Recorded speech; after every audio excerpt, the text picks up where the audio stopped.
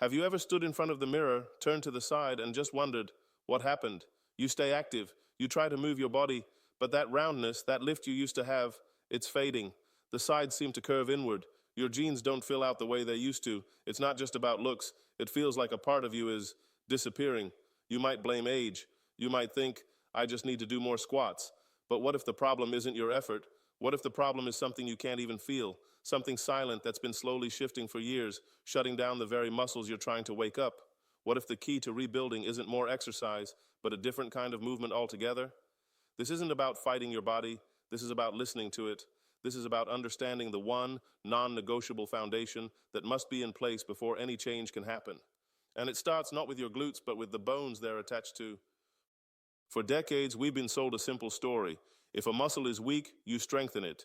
If your backside is flat, you do lunges, you do bridges, you squat, you chase the burn, you count the reps, and when it doesn't work, when the shape doesn't return, you feel defeated.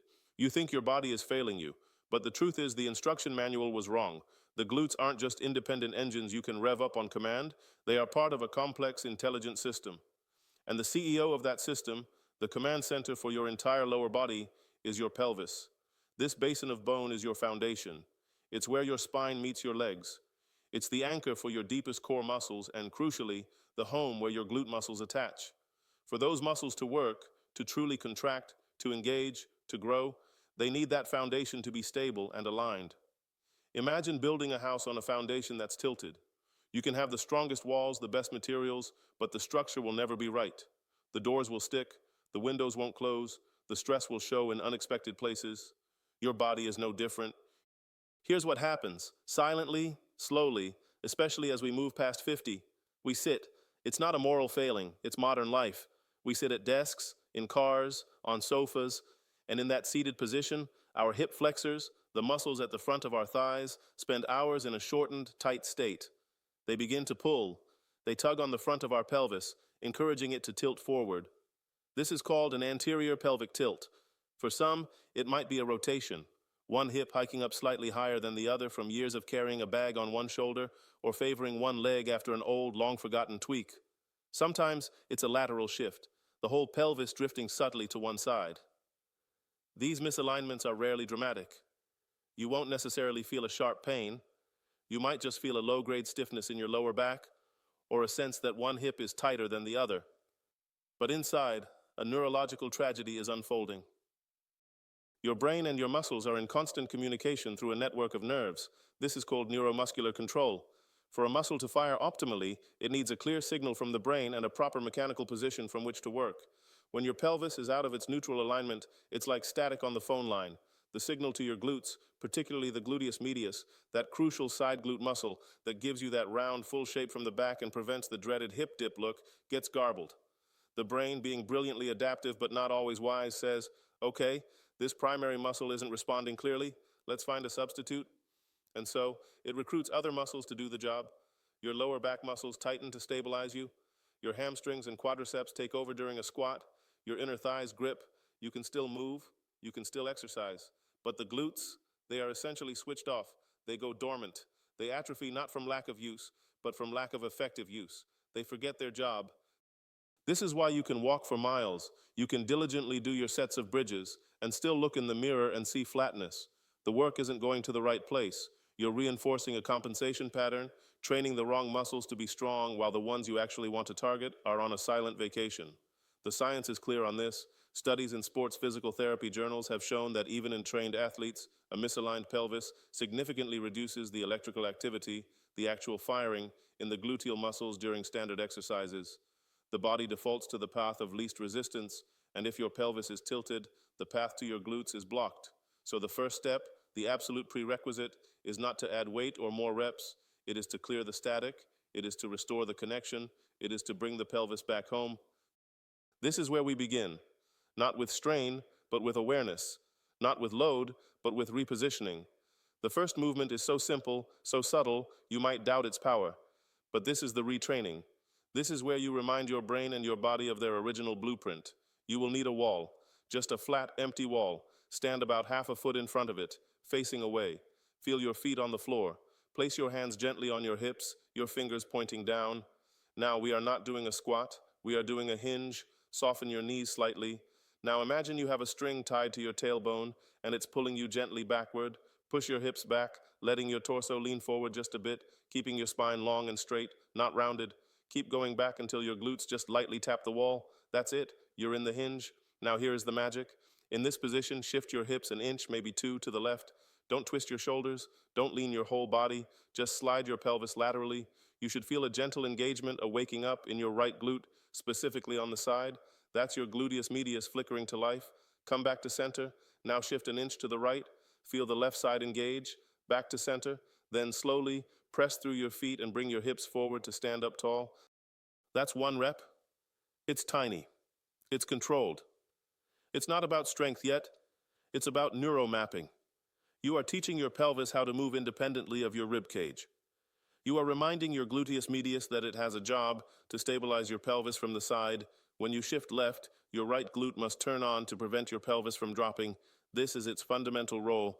By doing this slow, deliberate rock, you are wiping the dust off the control panel. You are finding the on switch for muscles that have been asleep. Do this for 8 to 10 reps with exquisite slowness. Feel everything. The tap of the wall is your guide, your feedback mechanism. It tells you you've hit the hinge depth. The shift is your activation. If you need to, you can place a fingertip on a chair in front of you for balance, but the goal is to use your own body to find stability. This movement undoes the sitting.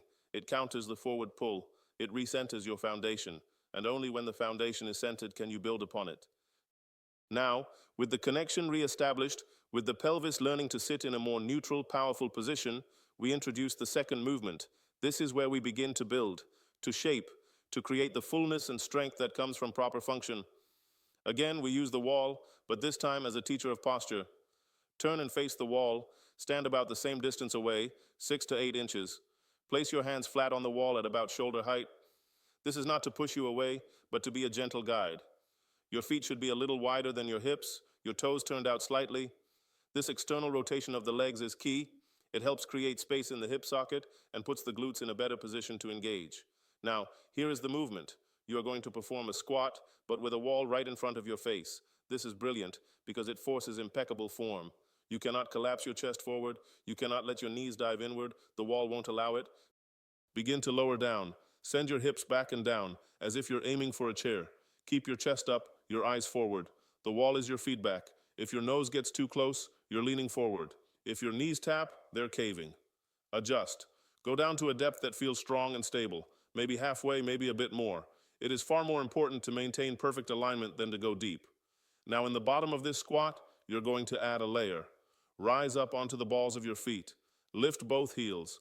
You will feel your calves fire intensely, and you will feel your glutes and deep core muscles grip to keep you stable in this elevated squatting position. Hold it for a second. Feel the whole backside of your body, your calves, your hamstrings, your glutes, working in harmony. Then, with control, lower your heels back down. Now, press through your whole foot, heel, ball, toes, and drive yourself back up to standing. This movement is a masterpiece of integration. The squat builds the glutes.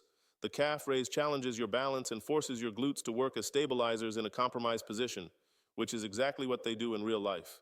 When you step off a curb, when you reach for something on a high shelf, when you catch yourself from a stumble, the wall ensures your posture stays tall, combating the forward hunch that age and life encourage.